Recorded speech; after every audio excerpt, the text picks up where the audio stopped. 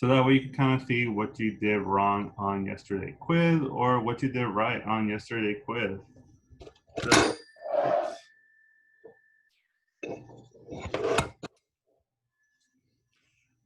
So let's go over that. So let's go over yesterday's quiz. So let me share my file.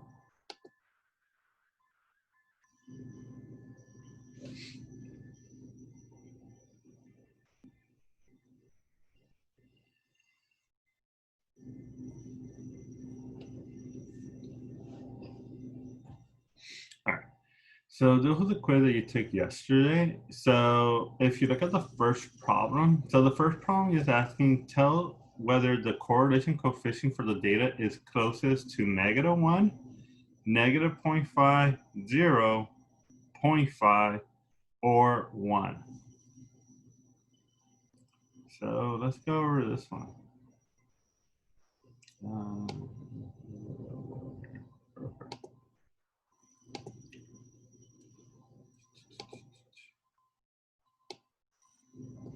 All right. So if you look at this one, you kind of want to go for the easy route. You want to see if there's -1, +1, or 0. So the way that you know if you have a -1 or +1, you have something that looks really, really like a line. So if you look at A, B, and C, which one look like a line? A, B, or C? C. B. All right, let's try that again. C. C. All right, so we're getting all over the place. So if you look at B, like, is this the line? Is this the line? Is this the line? It's not really clear cut which one is the line. So B, like, that should be your first response. If you look at A, like, yeah, it does look like a line. But if you look at C, like for C, if you actually look at it, the line actually hit most of those points. So since the line actually hit most of the points, then C should be either -1 or +1. For this one, for C, what should it be? Should it be positive or should it be negative? Positive. Yeah, so it should be positive because it's going up. So for this one, you should have said this is a +1. All right. So we got C down. So we know C is the R correlation and it's closest to +1. All right. So we don't have any other because if you look at A is not that strong because the points are not like all of them are not around the line. Like we want them to be kind of like what C is. So let's look. Do we have anything that kind of doesn't look anything like a line?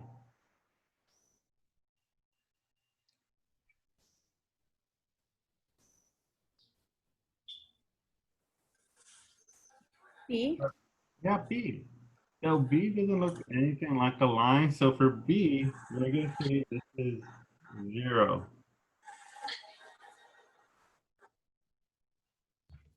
And that's it for B. So B, since it doesn't look anything like a line, we're going to say is 0.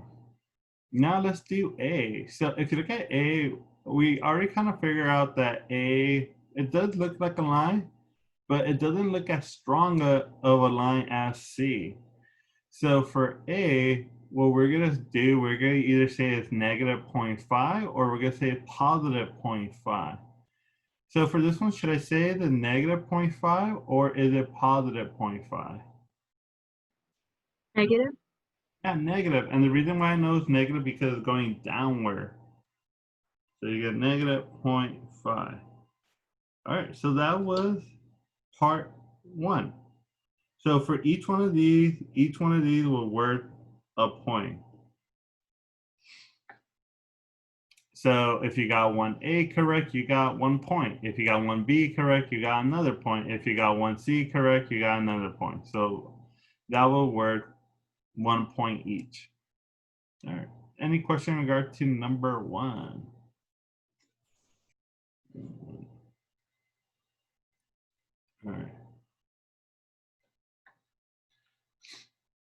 So here we go with this table. So it says the table below shows the number of hours student watch TV and the student test score. So first you kind of want to figure out which one is your X variable, which one's your Y variable. So for this one, which one should be my X variable, watching TV or test score? Watching TV. Cool, thank you, Aaron. Watching TV. So that's X, so that means test score should be Y. Okay, we're kind of saying your test score kind of depend on how many hours of TV you watch. Like the more hours of TV you watch, like the less time you're gonna study. So your test score will suffer. Or the less amount of hour of TV you watch, like the more time you have to study. So most likely your test score will be higher. So we say watching TV is X and test score is Y. All right. So that's pretty much so far that's what we have. So let's look at part A. So for part A, it says using your calculator to find the relevant sum. So the relevant sum, if you remember, we have summation. So we have summation of X. We have summation of Y. You have summation of X, Y. You have summation of X squared. And then you have summation of Y squared. So we're gonna go ahead and find that. So if you look at this one, so some of you did this by hand and you weren't supposed to do this by hand. Okay, if you look at it, it says use your calculator.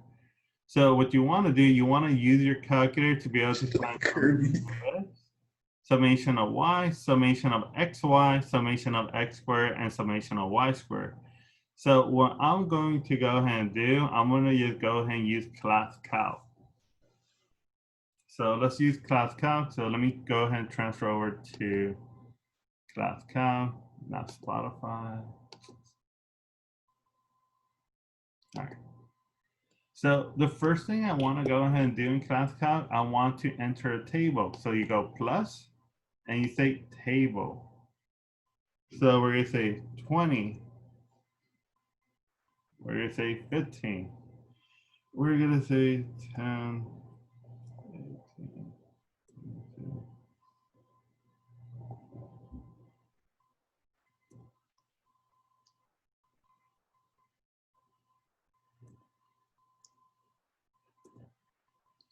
All right. So that's my X value. So now I'm gonna do my Y value. So we're gonna say 79, 87, 100, 81, 70, 50, 73, 93, and 62. All right. So once you enter your data set into X1 and Y1, what you want to go ahead and do is go over here. And which function do I want to find in the calculator? What's the name of that function? 2 var. Perfect, there you go. So you want to do 2 var. So you hit the stats button, you hit advanced, and we want to look for 2 var stats. So we want to say X1 is one of my variable. We're going to say Y1 is my other variable. And look, it give me all of this information. So tell me X, the summation of X is 185. Tell me summation of Y is 785. The summation of XY, well, that should be a little bit in the bottom, is 13,759. And then we have summation of X squared, which is 3,711. And after we have summation of Y squared, which is 63,693. All right. Sweet. All right, and that's all we need from it. Any question in regard to how I got the summation from 2-bar stats? All right, so let's go back to my notes.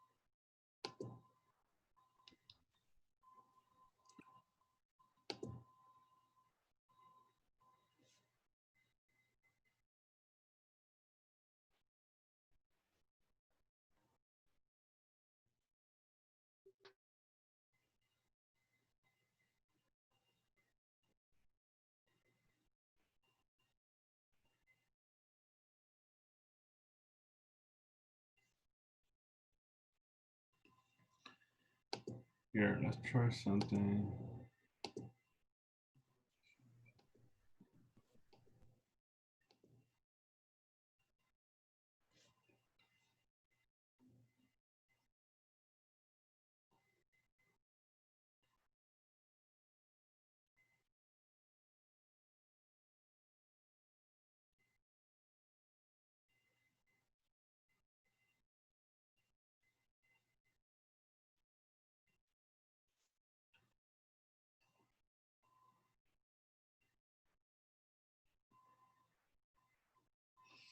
All right, give me a minute. Apparently, it doesn't want to connect to my thing.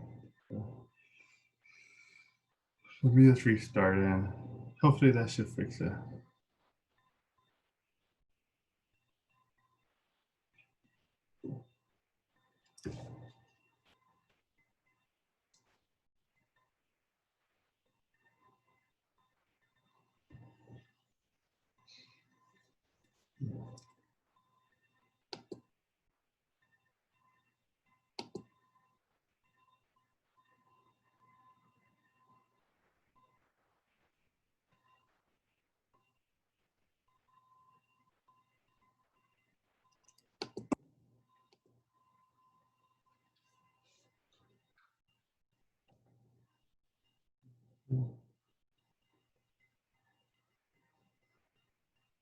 All right, so there we go.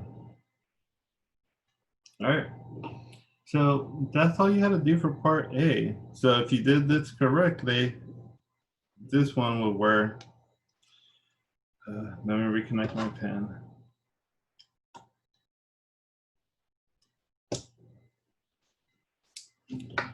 So this one worked 2 out of 2 points. So if you were able to give me all of the summation, I gave you 2 points for this. If you gave me half of the summation, I gave you 1 point. If you gave me none of the summation, well, I gave you 0 point. So that's all you had to do for A. And then for B, say find the correlation coefficient. So for this one, I'm really just seeing, do you know how to substitute it into the formula? Because pretty much what you want to say R is equal to N times the summation of X, Y minus summation of X times summation of Y, all divided by square root of N times summation of X squared minus summation of X squared. And then you go N summation of Y squared minus summation of Y. You square that. Cool. So I just want to see if you know how to substitute it into this formula. So for this one, what's my N value? What should I say N is equal to? 10. Yeah, so you say 10 because if you look at it, you have 1, 2, 3, 4, 5, 6, 7, 8, 9, 10. So you have 10 rows. So we're going to say R is equal to 10 times the summation of xy, which is 13,759, minus the summation of x, which is 185, times the summation of y, which is 785. Scroll down a little bit more. Nope. So then you say n, which is still 10, multiplied by the summation of x squared, which is 3,711, minus the summation of x, which is 185, square, and then you multiply times the y value. So n is 10, summation of y squared is 63,693, minus the summation of y squared. So you go 785 to the second power. Any questions so far on the substitution into the formula? All right, so then what you want to do, you want to do this formula in Pascal, for that way you can get your answer. So let me go ahead and transfer over.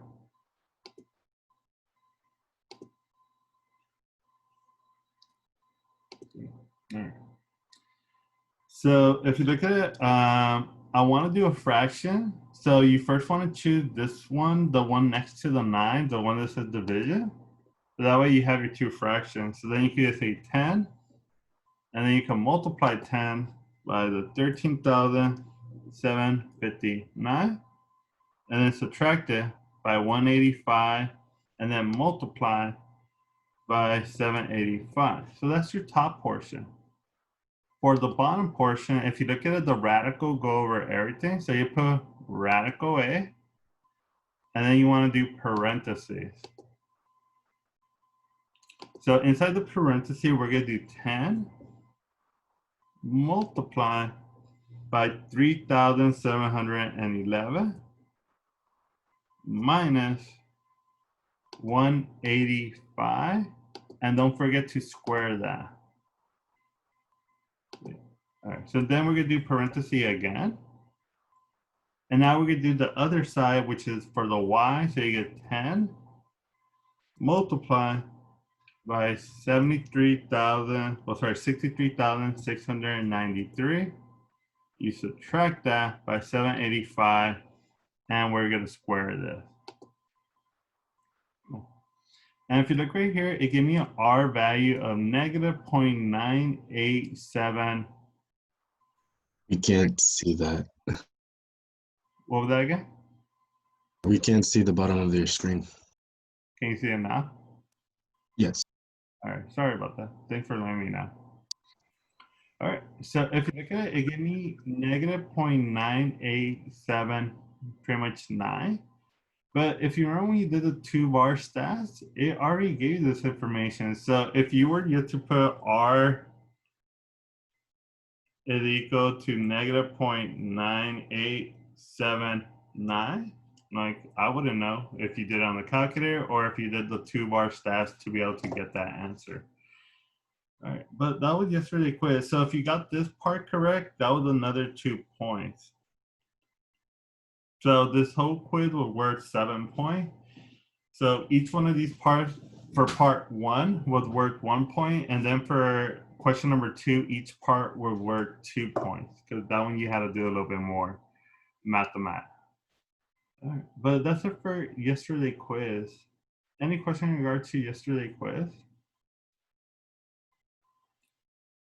So if you got one, like let's just say we got one wrong, what's the score out of that? Like an 80 something?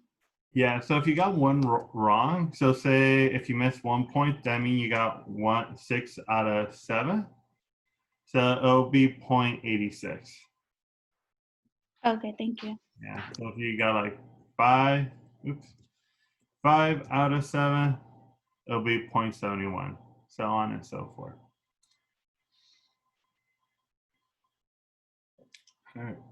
Any question in regard to, or any other question in regard to the yesterday quiz? All righty then. So let's transfer back to the notes.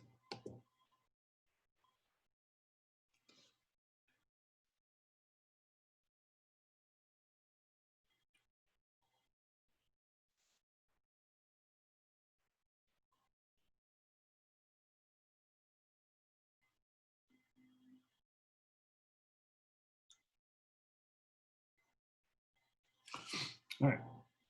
So up next, pretty much we're gonna do the activity together. So we're gonna work on activity number 9 together. So if you have activity number 9, you might want to have it out. Let's see, somebody.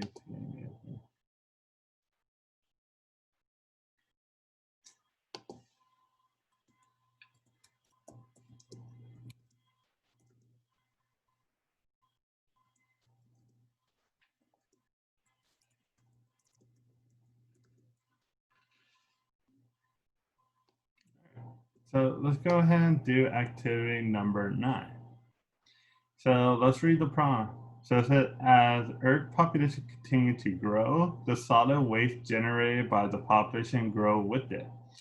Governments must plan for disposal and recycling of ever-growing amount of solid waste.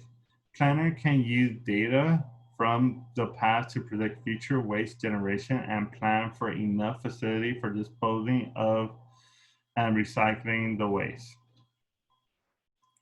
So here is our data. So this is the years, and these are the tons of solid waste generated in thousands. So for this one, if you look right here, it says use your calculator to find the best fit line. All right, so when it says the best fit line, it's the linear regression.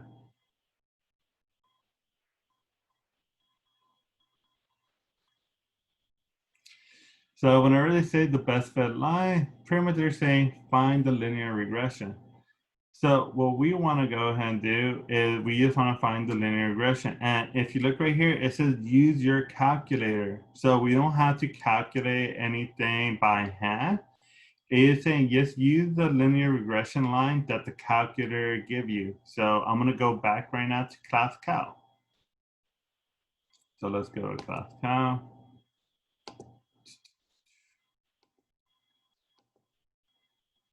All right. So everybody should be seeing class calc right now. All right, so first thing you want to go ahead and do, just add a table.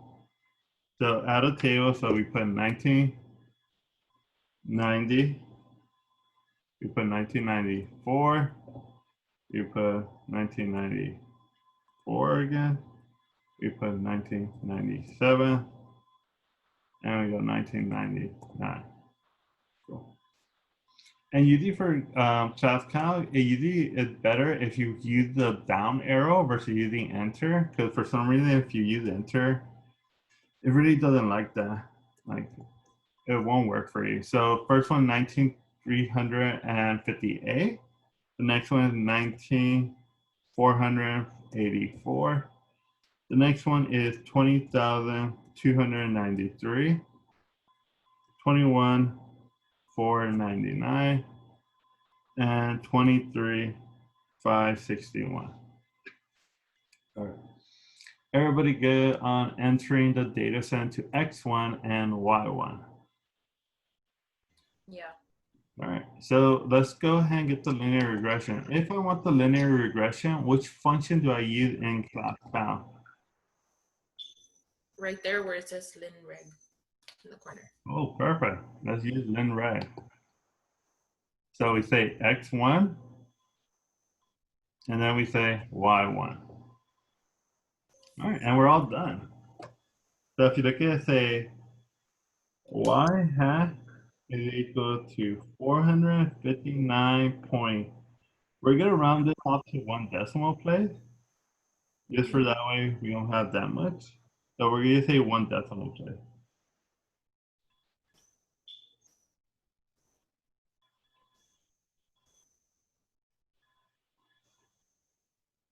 Cool. So we're gonna say we're gonna get 459.7, and then we're gonna do 896,172.3. Everybody good on my values? All right, so let me go back and switch back to my notes so that way you can see what I wrote down.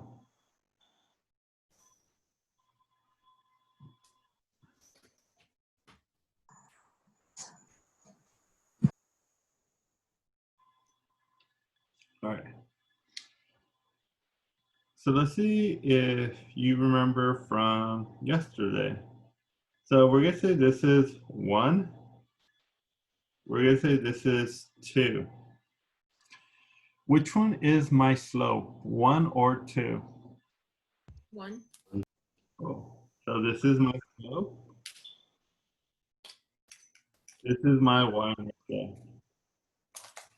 And the reason I know that's my slope because 459.7 is next to the x value. If you look at the y-intercept is by itself. All right, so let's do B. So if you look at B, it says predict the tons of solid waste generated for the year of 1996.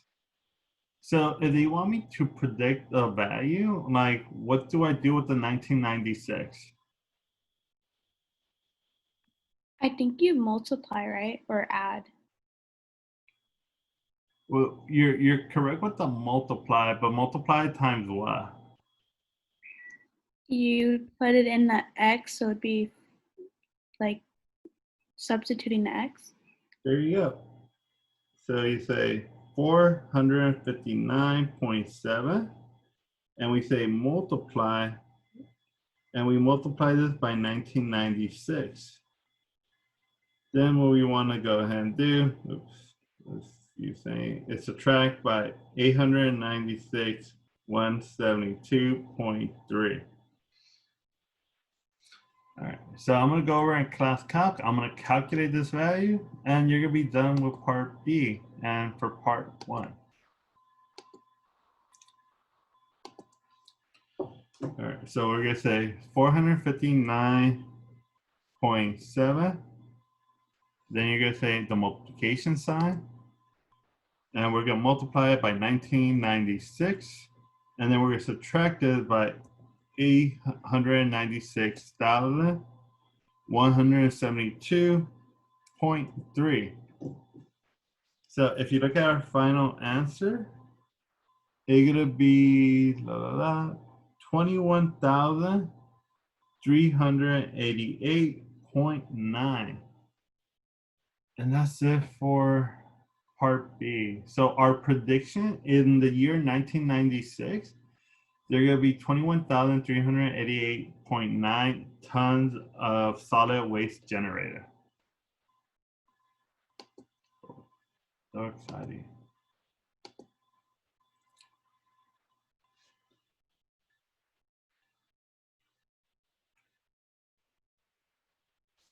And that's it for B. So for B, your final answer should be this.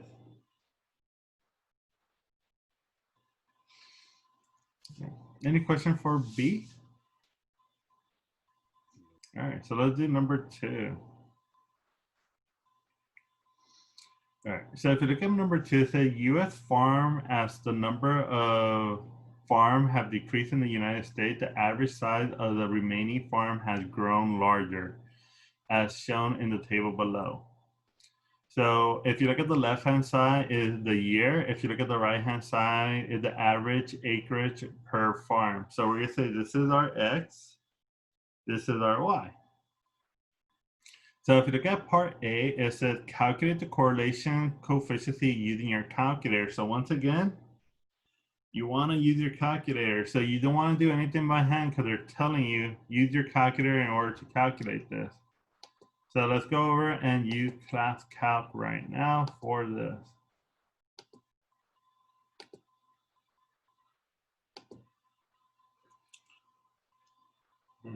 So we're going to say year. So let me erase all of this. So let's go ahead and use table.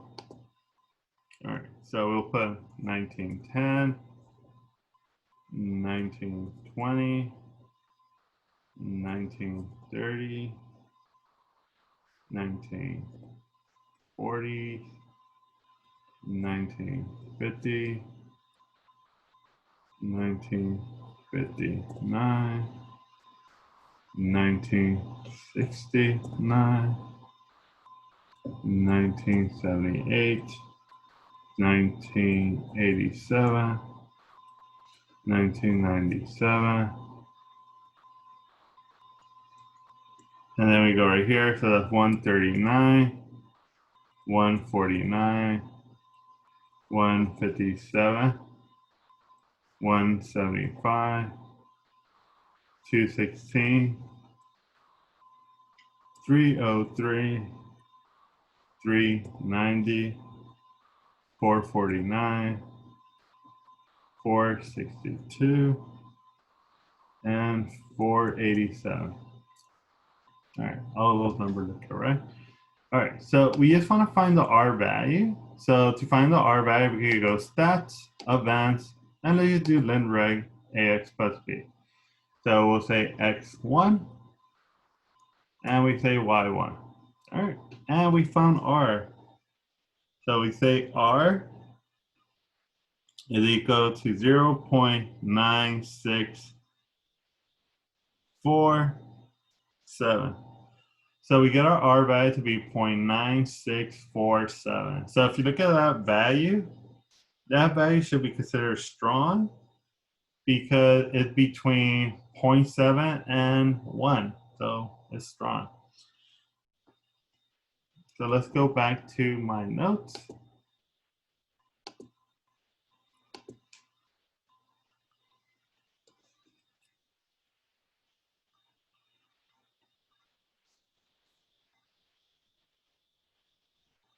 All right. And that's it for that question. So for number 2, that's all you have to do. You say R is equal to 0.9647. And that was it. You didn't even have to add that it was strong. You just had to literally say R is equal to 0.9647, and you were done with that question. Any question for number 2? All right, so let's do number 3.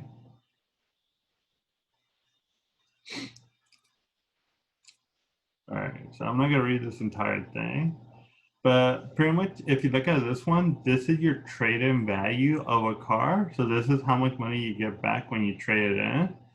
And the odometer is essentially how many miles the car has.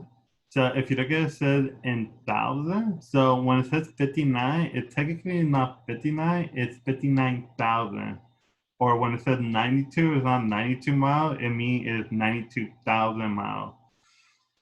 So that would mean when it says in thousand, it's saying that these number, you have to multiply them by 1,000. And that's pretty much the original number. But you can actually just use this when you're doing ClassCal. All right, so let's look at part A. So part A says use your calculator to determine the least square regression line. So if you look at the direction again, it's saying use your calculator. So it's telling you use your calculator to do the least square regression line. So once again, I'm gonna go over to ClassCal. And we're gonna just enter the data set. So we enter into the table. So we go X1. X1 will be 59, 92, 61, 72, 52, 67, 88, 52, 95, 83. All right, so that's how many miles the car have in thousand. Up next, we're gonna do the trade-in value. Also, if you look at the trade-in value, those are in hundreds. So when it says 37, it doesn't mean $37. It means that it cost them 3,700. So I will say 37, 31, 43, 39, 41.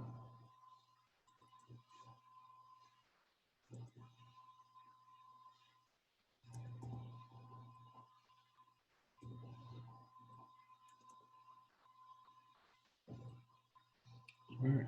So that's your X1 and that's your Y1. So up next, we're gonna go ahead and get the least square regression line. So we're gonna go to stats, we're gonna go to advanced, we're gonna go to linreg, and I'm gonna say X1, and we're gonna say Y1.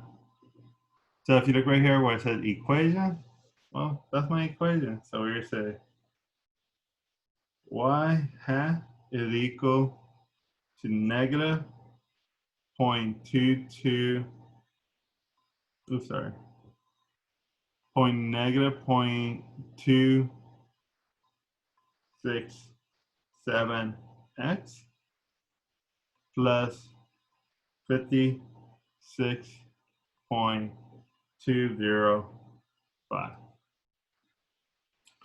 All right, so that's how we get the equation. Any question in regard to how I got this equation over here?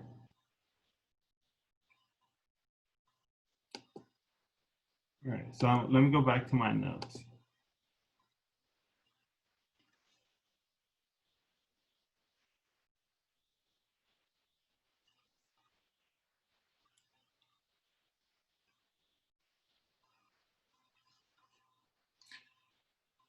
All right. So if you look at part B, it says for every 10,000 mile, what happened to the trade-in value? So it is saying like every time we increase the mileage by 10,000 miles, what's happening with the trade-in value? Like how much is it going up by, or also how much is it going down by? So you kind of want to be careful with this one. So for this one, it's not, so if you pay attention to this one, it's not asking you to make a prediction about how much a car would cost if it has 10,000 miles in the odometer. What it's asking you is asking you what's going to happen with the price of the car every time we increase the value of the car by 10,000 miles. So one thing you have to be careful with, you want to look at your odometer. And if you look at it, it says odometer in thousands of miles. So that means we're not going to put 10,000 miles. Instead of putting 10,000 miles, how would I represent 10,000 miles? Like this. Because this is 62,000 miles. So for 10,000 miles, what number would I use for 10,000 miles? 59. Not 59. Because for this one, how did I do 62 and how did I make it to 62,000? You multiplied it? I multiply by 1,000, correct?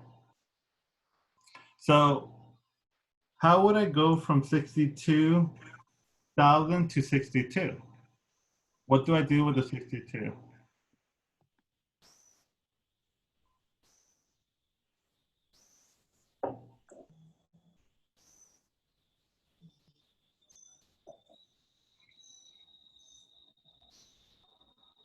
You subtract 10,000 from it to get down to 62? Well, if let's try that. So let's do minus 10,000. So that will give me to 50, oops.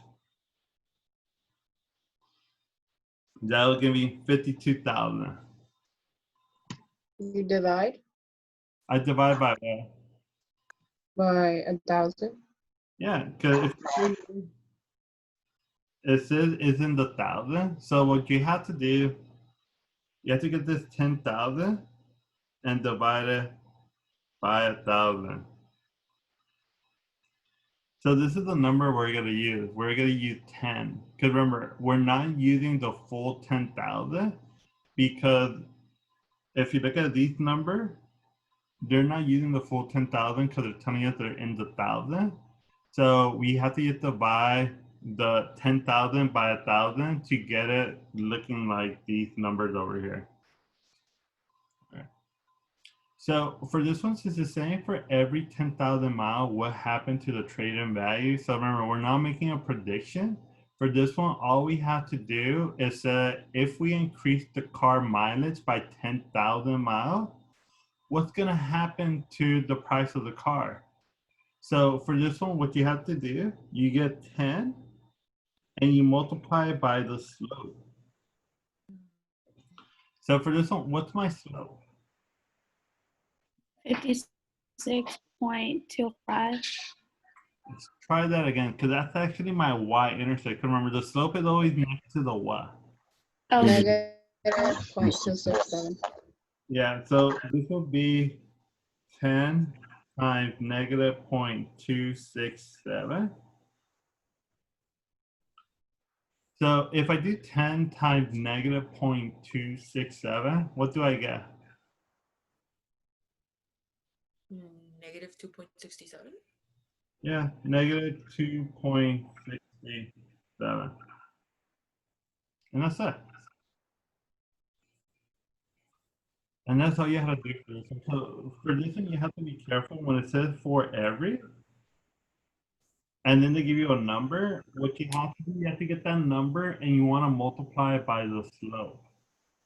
Because for this one, they don't want you to make a prediction. They just want you to tell them, hey, for every time we increase it by this many mileage, how much is the price of this car or the trade-in value of the car, how much is it going to go up by or how much is it going to go down by? So that's what you wanted to do for B. All right. Any question for B? All right, so let's do C. So for C, it says predict the trade-in value of a car with 60,000 miles. So for the 60,000 miles, how should I write the 60,000 miles? 60. Yeah, 60. So you do 60,000 divided by the 1,000, and you get 60. And remember, we're getting 1,000 because we're saying these are in thousands. All right. So let's go ahead and make a prediction. So to make a prediction, that means we're going to be using this over here. So we're going to say y hat is equal to negative 0.267 multiplied by x, where x is 60 in this case scenario. And we're going to say plus 56.205.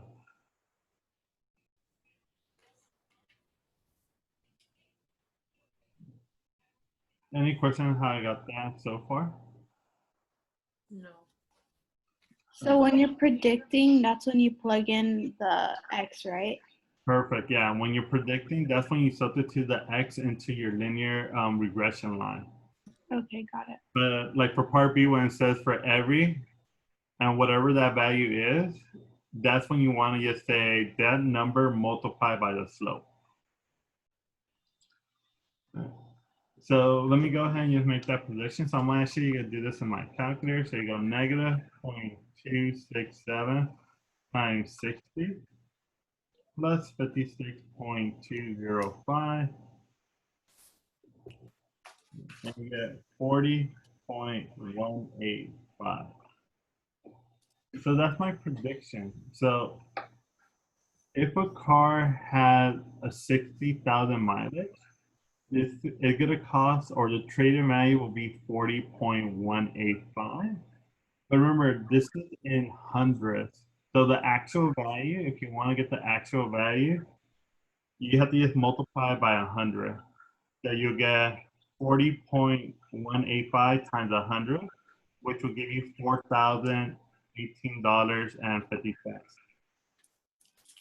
But that's it for C. C, you can just leave the answer like that. All right. Any question in regard to C?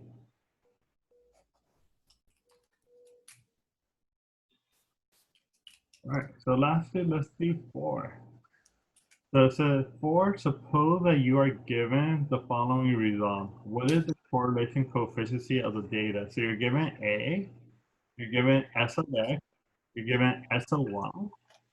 So what does A represent? A is what?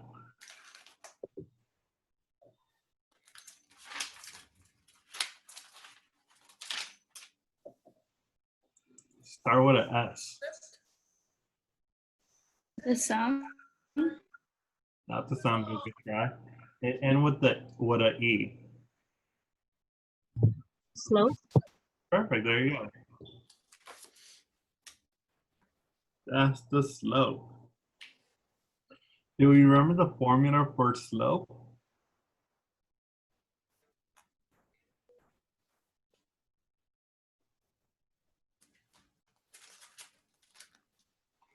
B equals R over SY over SX. A equals mean B equals R SY divided by SX. Cool, there you go. So that's the formula for slope. So we got slope A is equal to R times standard deviation of Y divided by standard deviation of X. So all we have to do is substitute everything in. So we substitute the slope, which is 0.222. We leave R by itself because we don't have R. We have standard deviation Y, which is 1.45. And then you divide this by standard deviation of X, which is 6.32.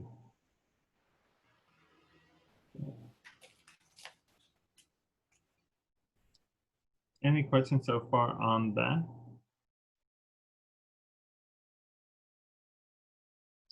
All right, so what we're gonna go ahead and do, if you look at R, I wanna get R by itself. So how can I get R by itself?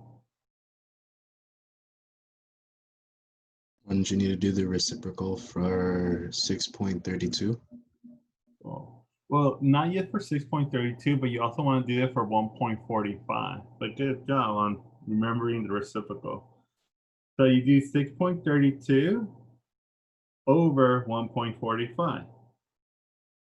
Because the 6.32 would cancel out the 6.32, the 1.45 would cancel out the 1.45. So you're left with this over here. So you got 6.32 divided by 1.45.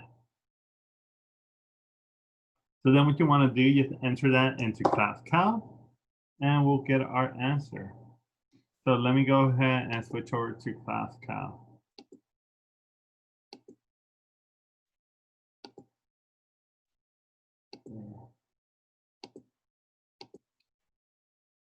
So for ClassCalc, what we're gonna do parenthesis 6.32, 6.32. We're gonna divide that at 1.45. You're gonna hit the arrow and you're gonna close that parenthesis, and now we're gonna say multiply this by 0.222. And if you look at that, we get R is equal to that value. So you get R is equal to 0.9676. All right. And that will be it for that solution. So you'll say R is equal to 0.9676. Let me transfer you over to my notes so you can see how I wrote it, but it should be exactly the same way how I said it.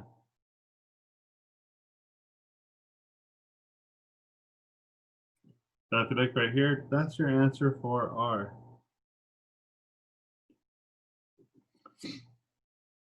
And that's it. Any question for that last problem?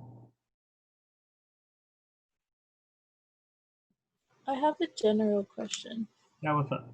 So when we're looking for R, how many decimal points do we round it up to? Like, do we round it up to 3 or 2? Usually like a good value, you want to get R to 4 decimal places. Usually when you're getting like any decimal number, usually 4 decimal places, like unless it has a whole number, like say like for 6.32, since it has a whole number, you kind of only want 2 decimal places. But usually if your value is just like a decimal value like R is, usually you want 4 decimal places in general. Okay, Usually, thank like for you. a test and a quiz, like I won't really knock you if you just gave me like 2 decimal places. But you kind of know, like for accuracy purpose, usually 4 decimal places is the way to go. Thank you. Yeah, no problem. All right, but that was your activity for today. So if you kind of look at it, it just review on what we went over on Friday and also what we went over on Monday. So that's pretty much it. Any question in regard to this activity?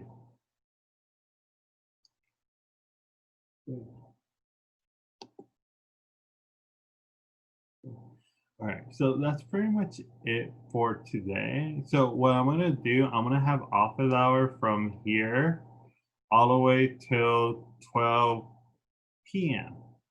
So if you do have any question about anything, like if you still have question on like how to calculate R by hand, if you have question on how to calculate the slope by hand or how to calculate the y-intercept by hand, or if you have question on how to use class calc or anything like that, please visit my office hour because this is your time to catch up for you.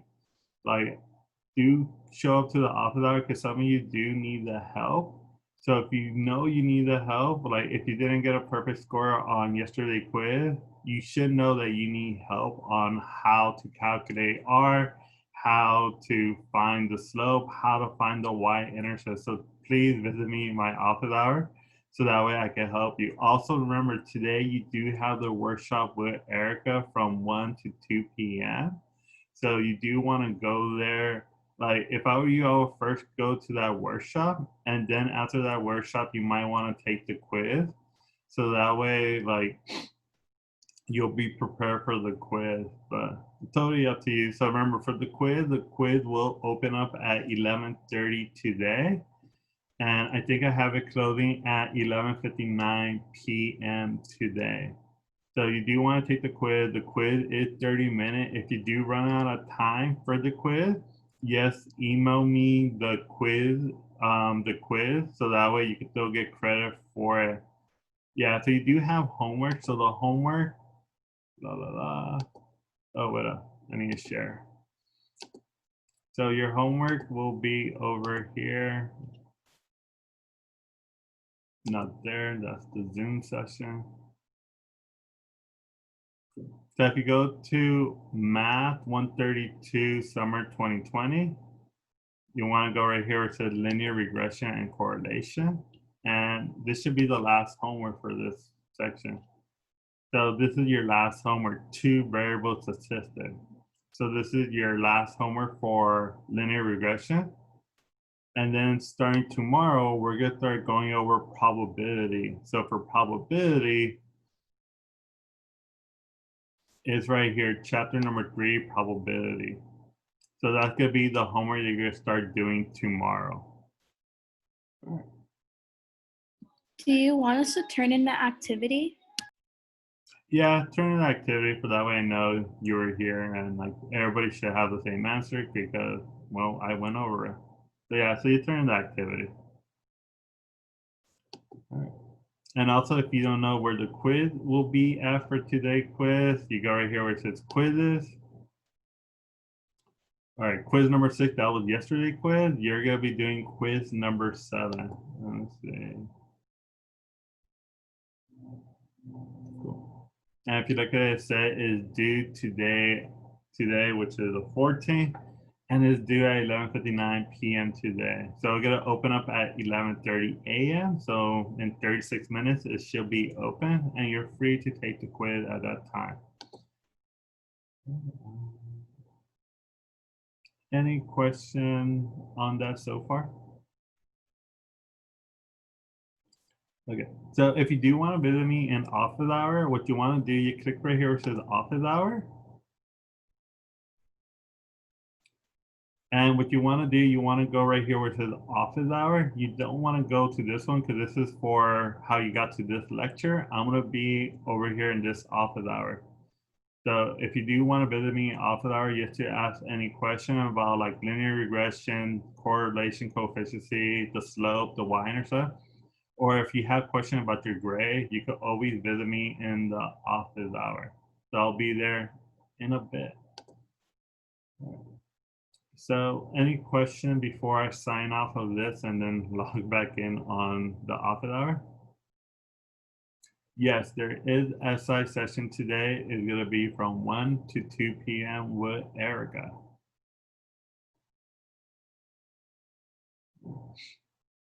Any other questions?